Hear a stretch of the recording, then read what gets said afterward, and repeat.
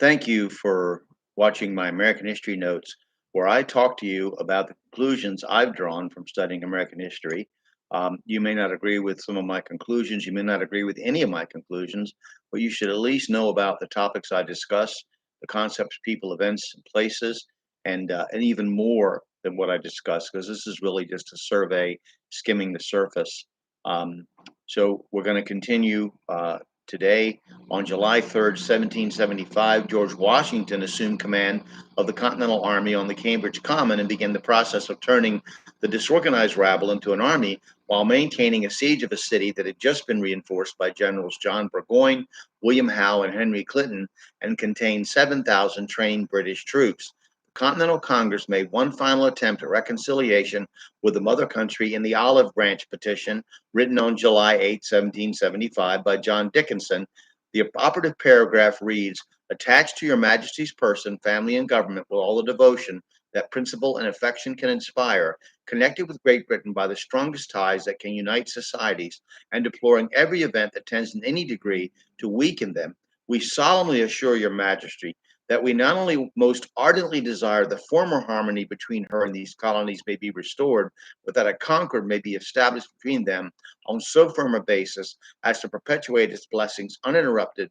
by any future dissensions to succeeding generations in both countries." Congress then begged the king to stop the war, bring about a reconciliation, and repeal the coercive acts. There was the usual long delay in getting the copies of it to England, but Lord Dartmouth refused to even put it before the king, as King George III had already said he would read nothing composed by rebels. And with Arnold's move on Quebec, he declared a state of open rebellion, demanding it be crushed and the rebels brought to justice, as in hanging. At some point, and this may have been or perhaps there was some other, it was impossible for Britain and America to reconcile. The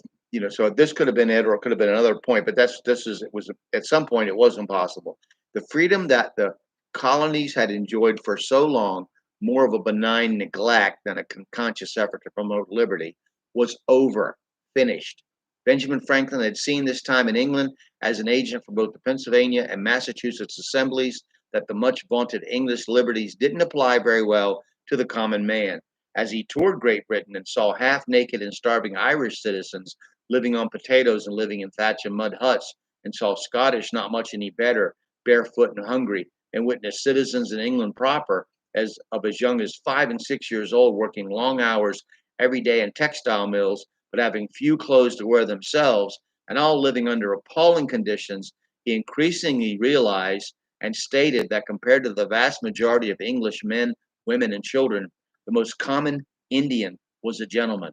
hungering for the legal rights of an English citizen to go along with what had been the right to freedom and free trade in particular that the colony so often enjoyed due to the incompetence or neglect of the mother country, seemed an empty wish when compared to what the Industrial Revolution was creating in England.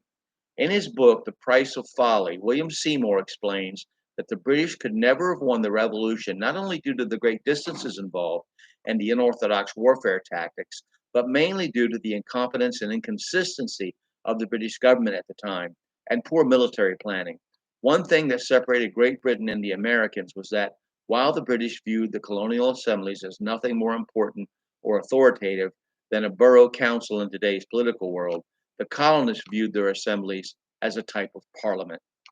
And we'll begin with Edmund Burke's bill in 1775 of reconciliation next time. Thank you very much, and